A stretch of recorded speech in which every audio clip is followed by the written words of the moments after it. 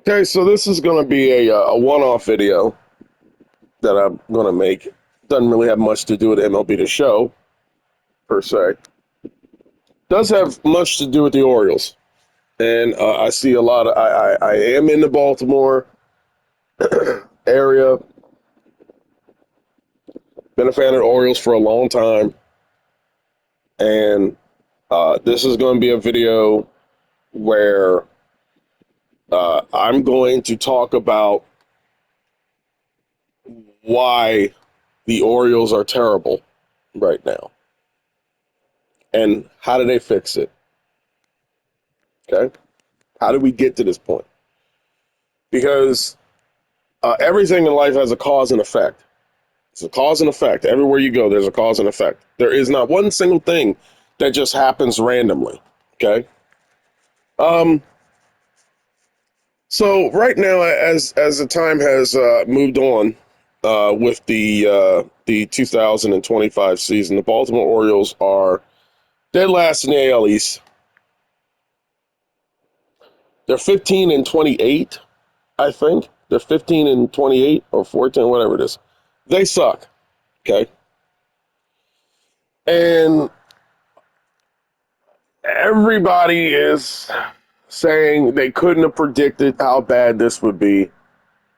You know, even your most positive, annoying, past, like toxic positive people are waking up and realizing that this is a shit show and this season is basically gone. There is no way. There is a way, but there's no way for this to be turned around.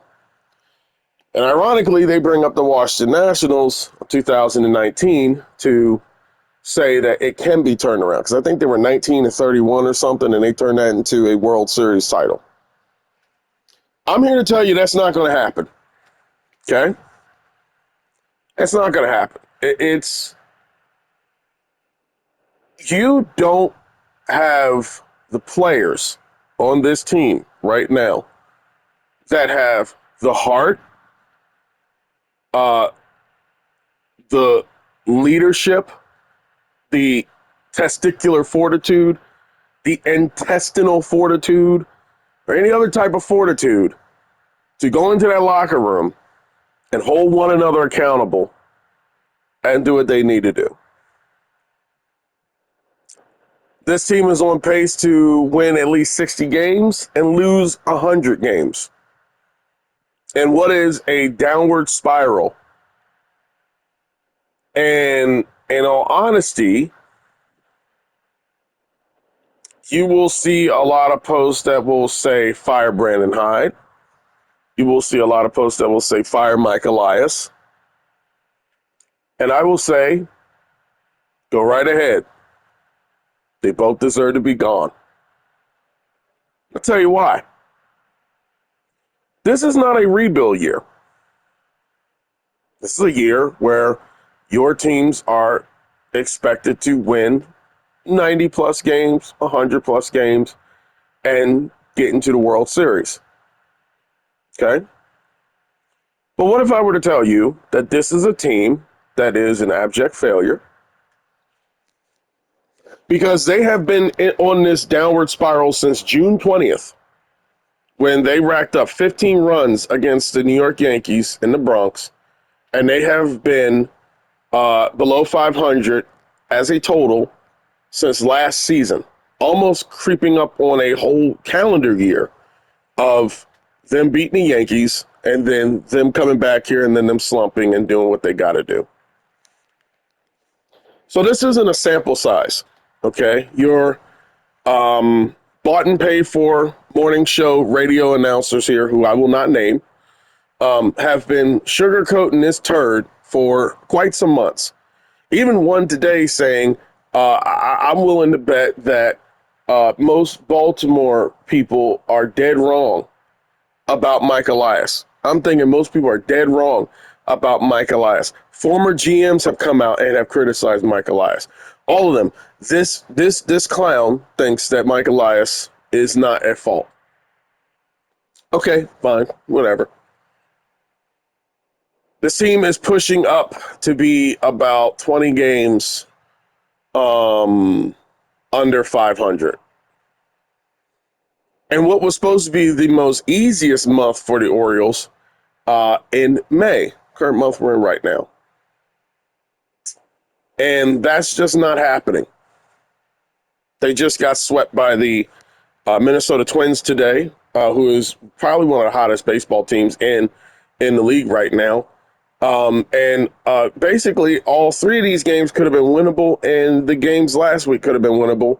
But this pathetic product of players who are out here basically just show up and collect a paycheck. That's why you are where you are. That's why the Orioles are where they are. This is not a mistake. This is not a problem. This is a inept, emotionless entity that is best described as a Buick with skin over it, as Mike Elias. And all his math nerds and Astro Ball and all this type of stuff that has been a hoax and a fraudulent. Most people will tell you they didn't see it coming. I guess they need to get better glasses. You can look at all the trades that Mike Elias has made. You can look at, which he sucks at, by the way. He's terrible at making major league trades. You have a new owner who's clueless about everything baseball. And so he saw that the team won 101 games 2 years ago, won a division, and he and the rest of his people were just going to hop on the bandwagon after the Angeloses fumigated out of the warehouse and thought it was going to be an easy ride to Winville. And none of this has happened because this is all Mike Elias' fault. Here's why your team, here's why this team, here's why my team, Baltimore Orioles, sucked this year. Okay? The reason why I'm using MLB to show is so I can actually get to a roster and actually show, like, you know, what's going on here and everything like that. Okay? All right. Let's take a look at the pitchers here for just a second. Okay?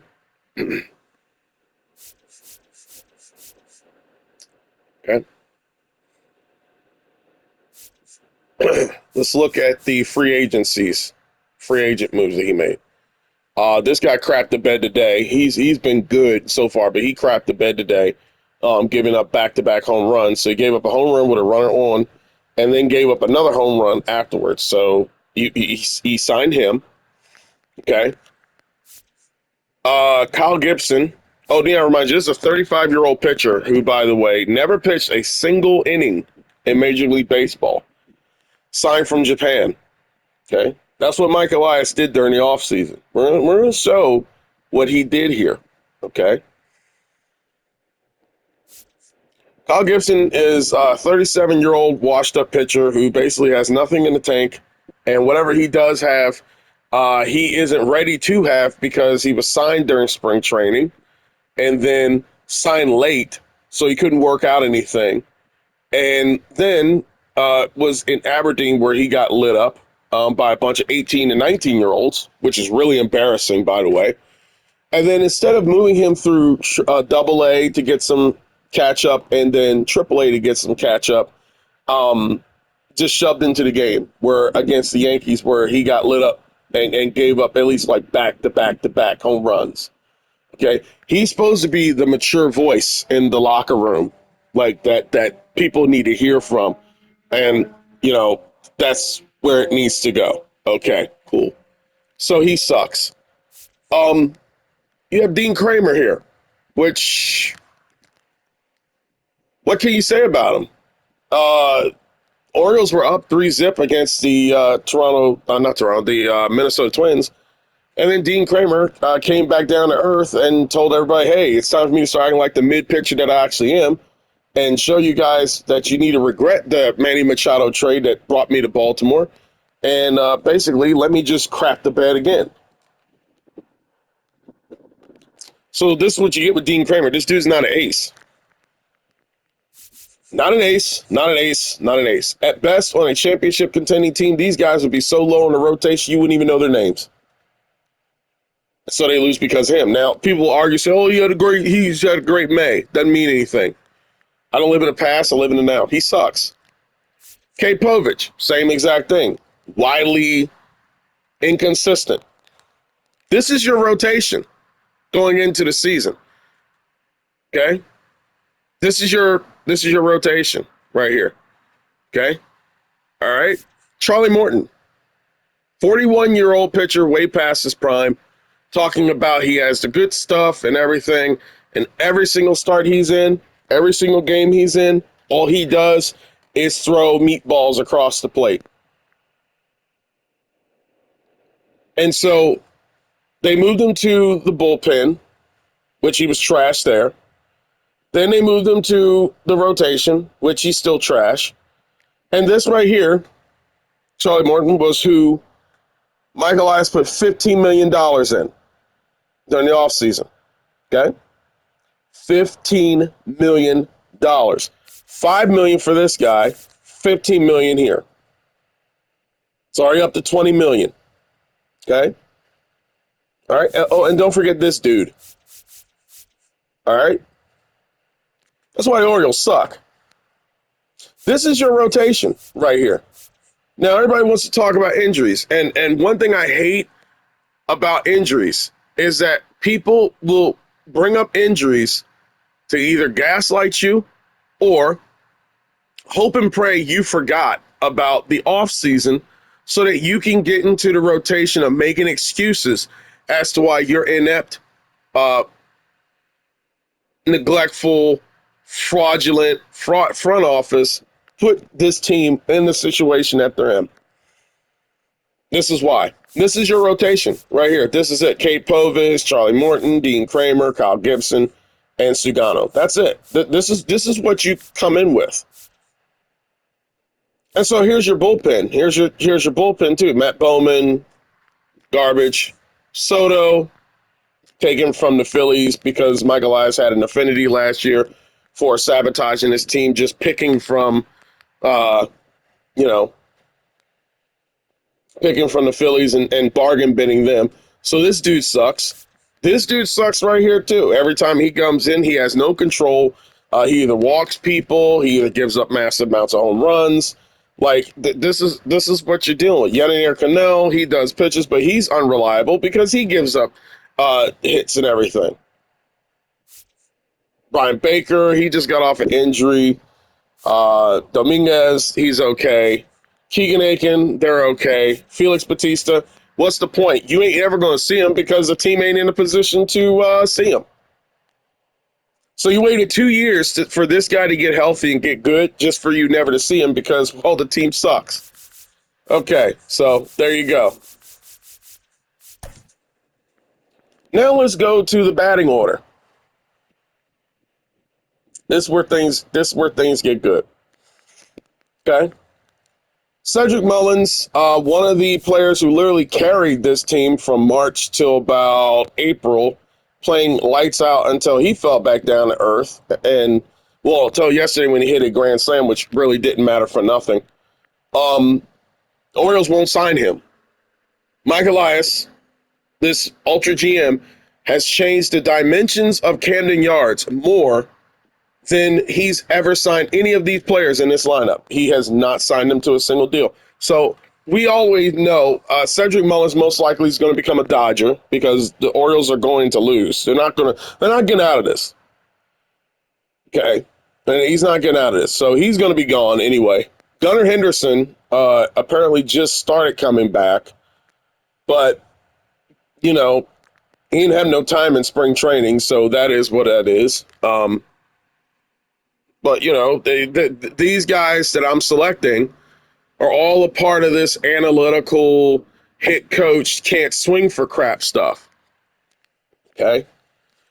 Now, Adley Rutschman,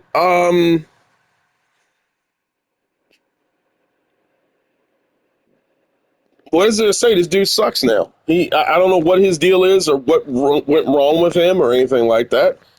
Me personally, having 3 hitting coaches that include one that comes from Seattle, that that basically contributed to the Seattle Mariners' lack of offensive fortitude last year can actually say something about that. But he's useless. They put him in the cleanup role. He's batting probably fourth or fifth now. Ryan O'Hearn is solid. He actually knows how to work counts and things such as that. Mountcastle basically overstayed his welcome. Should have been traded a long time ago, but, Mike Elias has an inability to know what he's doing, so there you go with that. Heston Kjerstad. Who knows? They never start him enough. He's never in the lineup. The Orioles take all these players, Gunner, he doesn't count. Kjerstad, Mayo, and all of them are all utility position type players, which championship teams don't have. You don't do that to championship teams. You usually keep them in one position and go with where you got to go. Okay? So we'll never know his ability because they keep destroying their talent and their players. So they never get developed enough to actually go and hit against left-handed pitching. Which, by the way, this team sucks against left-handed pitching. They can't hit left-handed pitchers. This is a major league team right here. They get paid to play a kid's game. They're up here and they can't hit left-handed pitching. And it's gotten to the point where it's gotten mental for them and their inability to hit. Kobe Mayo. Comes up, goes down. Comes up, goes down.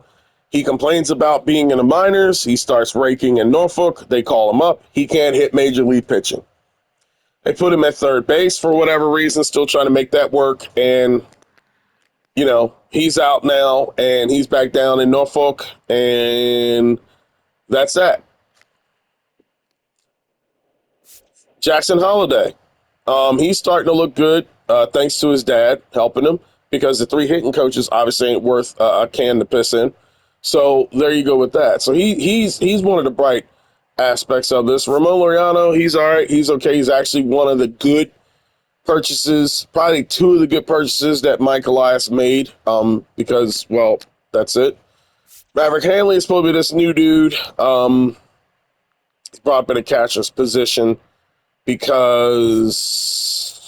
I don't know, the other dude that Mike Elias signed obviously ain't good at catching, so he put him in there for that. Jorge Mateo, what is there to say about him? He has no business on the team.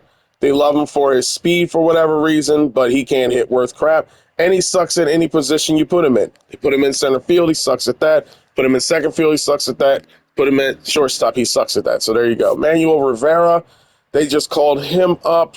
He's actually a good disciplined hitter compared to the rest of these guys who just like swinging at bees flying at them at the plate. And who else? Who we got? Dylan Carson. Don't know. Just another name in Mike Elias's wonderful world of mixed match and musical chairs. So this right here, if you look at this is what Mike Elias did to improve this team. Nothing. He did nothing. Tyler O'Neill, who should be in Colby Mayo's position, they put him out in right field, and he's garbage as anything. It goes back and forth, arguing with delusional Orioles fans time and time again about Tyler O'Neill, saying that Tyler O'Neill was actually a great acquisition. He's a good fielder and all those types of things. When you hit in Tyler O'Neill's direction and he's in right field, the ball always goes over his head. He usually can't field things the right way. And don't forget, he's 2 for 23, if not more now, with runners in scoring position. Everyone, of course, wants to talk about Anthony Santander doing bad. Santander has a tendency of not doing good in April and early months, but he always comes through. He always came through in Baltimore. I was actually there when they called him up. I was there when they called up most of these players, Cedric Mullins. In fact, all these players I was here when they called him up who were here. So I remember all of that stuff. I remember what people say. But Tyler O'Neill was supposed to be better than him. Mr. Popeye, Mr. Paul Bunyan, can't hit for nothing, 2 for 23. And he also sucks at fielding. And yet they keep putting him out there in right field. That is Mike Elias's wonderful offseason, ladies and gents. Do not let people, I just want to explain this one simple thing. Do not let people gaslight you. Okay? Big Bad Morning Show, 105.7, The Grifting Fan. Do not let them gaslight you. Okay? All right? Don't let that morning show gaslight you and tell you that it's injuries. Uh, it's just bad luck. No, it's not bad luck. It's not bad luck at all. It's not bad luck. You have players who are injured, young players who have soft tissue injuries, hamstrings being pulled, and all that type of stuff. They just fired a trainer on this organization that has been with them for over 40 years. You wonder why the injuries suck the way they are? Why you have so many injuries? This guy's supposed to be Mr. Analytics, Mr. Nerd Math, Mr. Astroball, Mr. Sigma-Dell, Mr. all that stuff. But, this team sucks. And he can't figure out why for the life of him. All these players here are not clicking and going well with one another. When you had Connor Norby last year. Okay. And what's the other guy's name? I forgot him. Let's bring him up. Let's bring him up real quick. Because now everybody want to act like nobody was making a big deal about this stuff at the time, but people were making a big deal about it. It's just that people were coping. Oh, and let's not forget. Trevor Rogers was a part of this. House Stowers. Okay, this cat right here, hitting 10 home runs this season. 10 home runs this season. Raking against left-handed pitching. Connor Norby, both in the lineup, both doing good. Kyle Stowers batting second. Mike Elias traded that away for, and let's see where this guy is. He's not even on the roster. Let's see.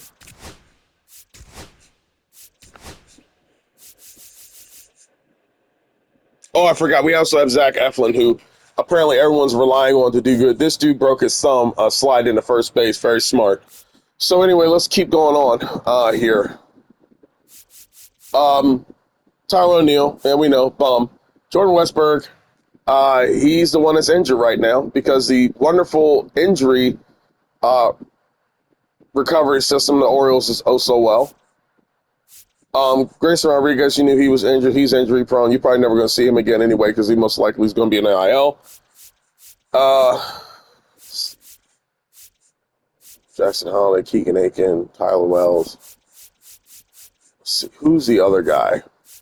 Chase McDermott. They actually brought him up. That doesn't even look like him, but whatever.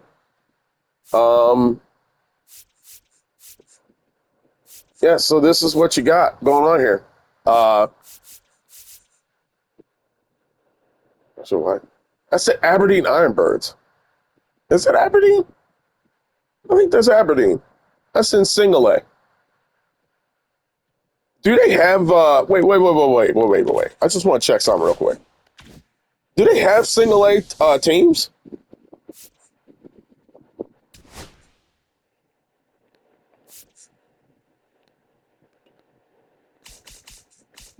Yeah, they don't have Single A teams, so what's the point of putting them in there? Anyways, I have my issues with STS. Anyways, so that's what you got. Trevor Rogers, you can't even find him in this game. That's how trash he is. So that right there tells you everything you need to know about why the Orioles suck, like how we got here. And people say, "Oh, I didn't think it was going to be this bad." I'll explain why. It's even worse that you can't find how bad they are on a metric scale. Here's the problem. Okay. This is the problem with analytics. Okay.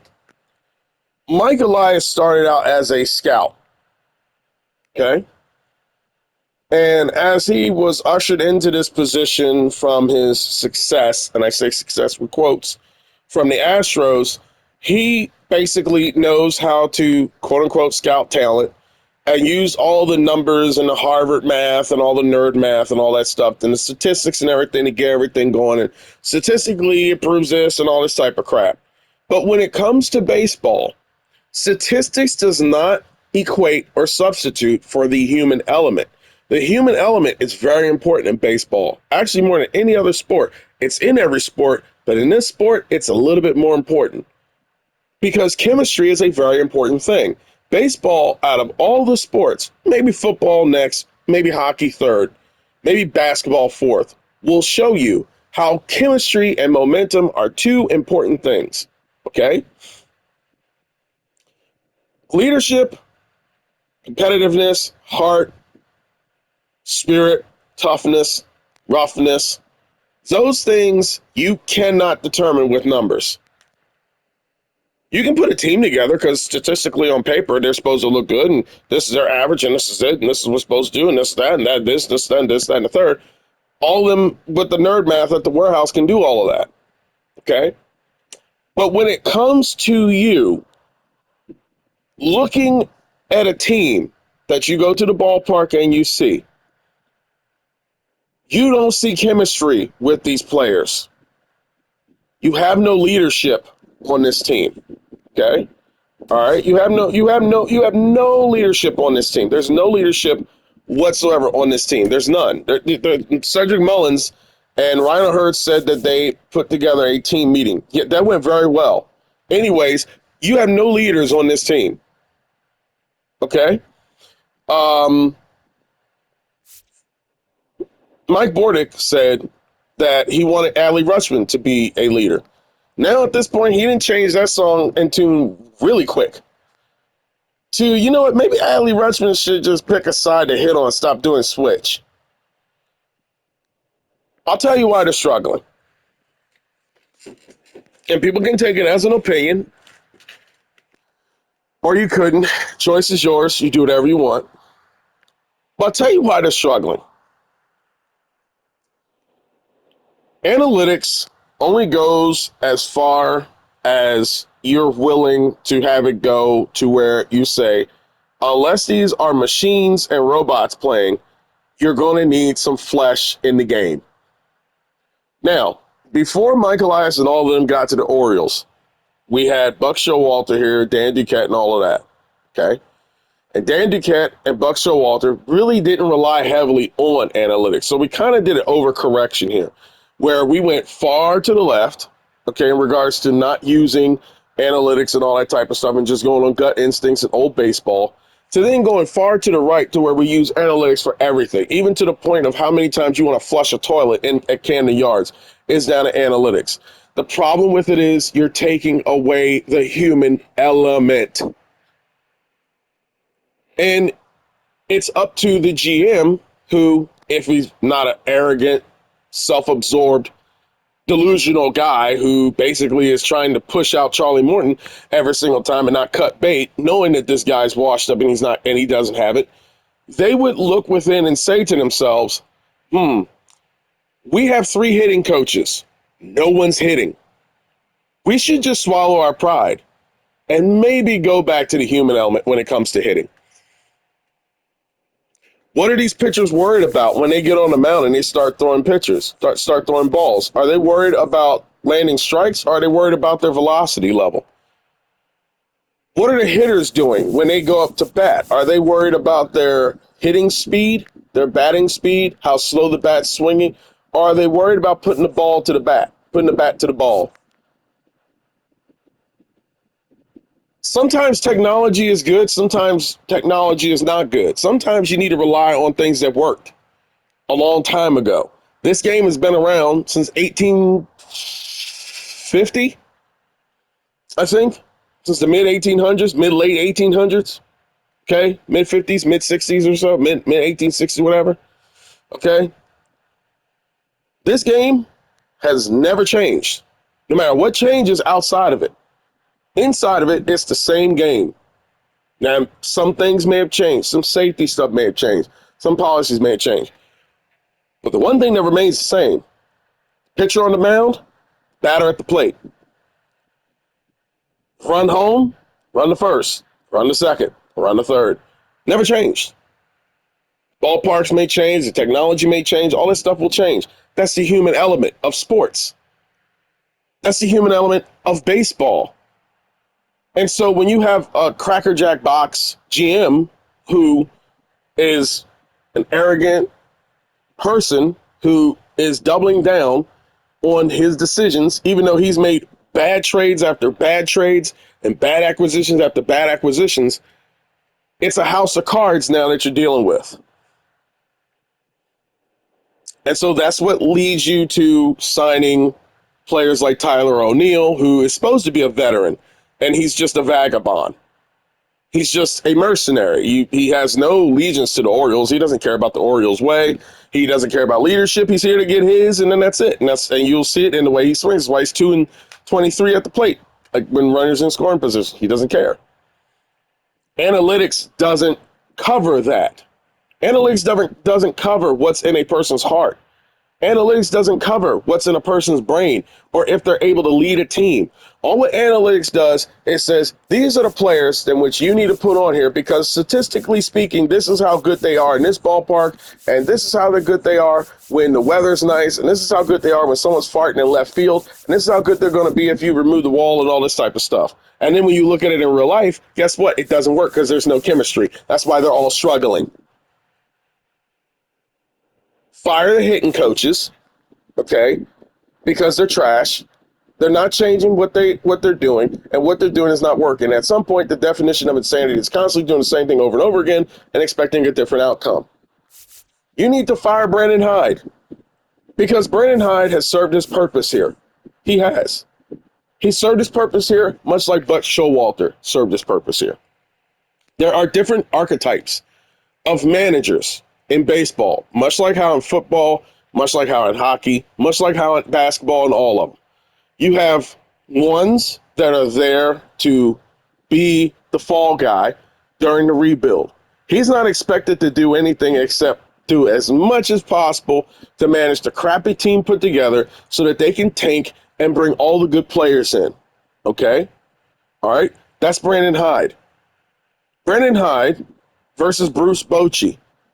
When his team got swept by the Texas Rangers in the playoffs, showed you how much knowledge he has when you put a manager who's only meant to be there during the fall years and then he gets outed. What should have happened was this. You went as far with Brandon Hyde as far as you can go. Okay? They're 0 for 5 in the playoffs. All right? If it doesn't take another 20 years to get back there. They're 0 for 5 in the playoffs. Both times Brandon Hyde was at the helm. Brandon Hyde sucks at leadership. Okay? He sucks at prepping his team. He sucks at strategies. He sucks at managing the bullpen. He's still managing stuff like the way he managed it during the rebuild. Proof's in the pudding. There you go. This is what you deal with when you have a manager who is not a championship caliber manager. So what the Orioles should have done was realize how far you've gotten with a manager or coach and cut ties and send him off somewhere so he can go do his thing. And then the next thing you need to look for this team is say the rebuild's over with, we have arrived. They arrived in 2022. In my honest opinion, the earliest you could have got rid of Brandon Hyde was then.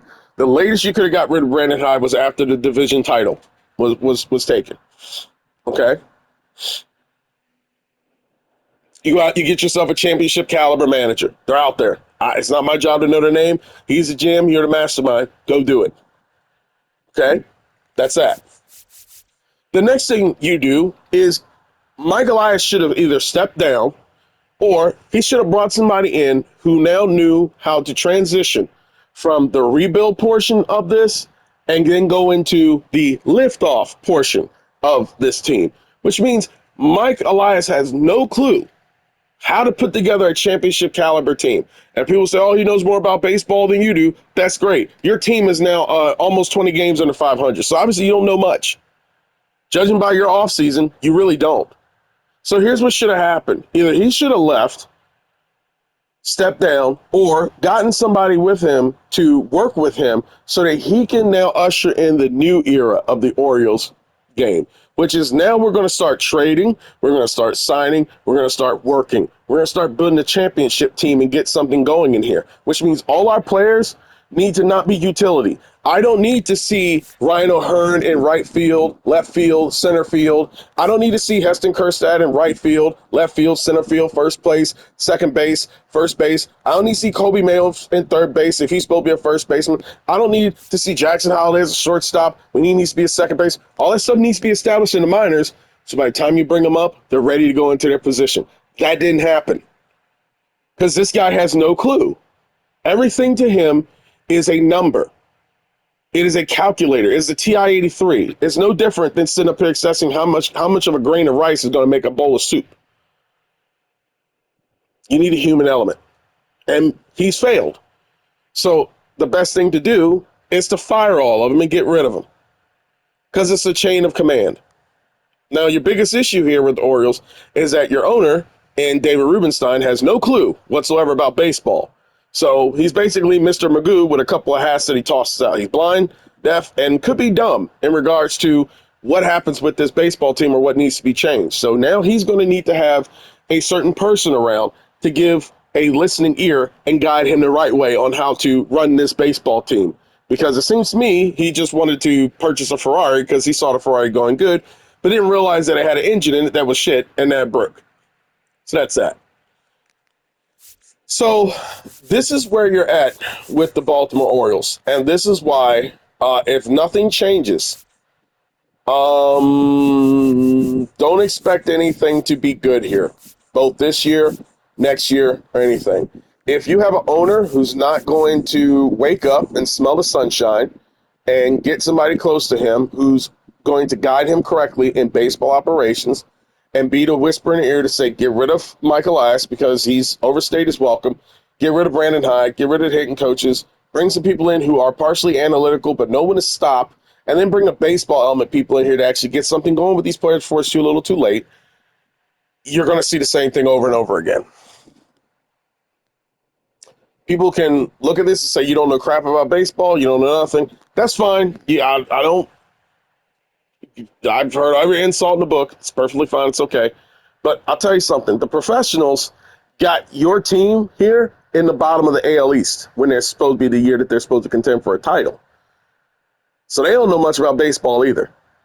I would like to rather go with my idea than go with what they've been doing because what they've been doing don't work because they don't do anything. Okay? That's why all this is the way that it is. Now, could it be someone put a curse on the team? Maybe. I suppose if I was fired after 40 years of working with a team, I'd probably search out some voodoo people too. Maybe that's the case. But unless something changes here, you are going to see this team suffer and continue to struggle the way they are. Because these players are getting wrapped up in this analytical BS about exit velocity and terminal velocity and tornado speed and fart width and whatever, that they're not focusing on just baseball fundamentals. The pitchers are struggling because they're focusing on all this analytical crap instead of focusing on the fundamentals. That's why you have the problem that you have. That's why the Orioles are struggling the way they are. That's why they only manage 3 hits in a game. That's why they only manage 4 hits in a game. Even against pitchers who literally are not Cy Young. And they make every left-handed pitcher look like Cy Young or Nolan Ryan or Jim Palmer, ironically. So that's your problem with this team. This is why the Orioles suck, okay? This is a drip-down effect. This is from top to bottom, okay? Your players have no heart. They have no testicular fortitude and no intestinal fortitude because you have no leadership in that locker room. And analytics doesn't prove that. So when you go out and you sign free agents, you have to sign free agents that are going to adapt to the Oriole way. And there is no Oriole way. There's the Mike Elias way. And that's why this team fails. So until they go back to their roots and until they go back to drafting pitchers and looking at the character of pitchers and looking at the heart and the leadership of the players you have in your locker room, you will have ineptitude, you will have immaturity, and you will have players who are naive and have no clue what they're doing and why they're doing it. They suck after off days. They're like 1-6 or so after off days. That tells you right there that your manager doesn't know how to prepare his team. They were terrible when they had a bye off of the playoffs and they got swept by the Rangers. They were terrible in the game of a wild card against the Royals, and they had no preparation and they changed nothing, made no adjustments. That's what happens when you hold on to a rebuild manager. He's never going to get better because he thinks he's doing what's right. The hitting coaches are never going to change the game because they think what they're doing is right. And the GM is never going to make any changes because he's too arrogant to believe that what he's doing is wrong.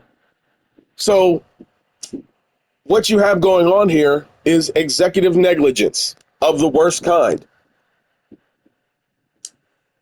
So there's your outlook. Somebody's going to have to swallow their pride and realize that they're screwing up. And if that's not going to happen, which is what we all have to do as human beings every single day of our lives in order to right our wrongs, the wrongs are going to continue to be right in your face. That is all. Good luck, O's.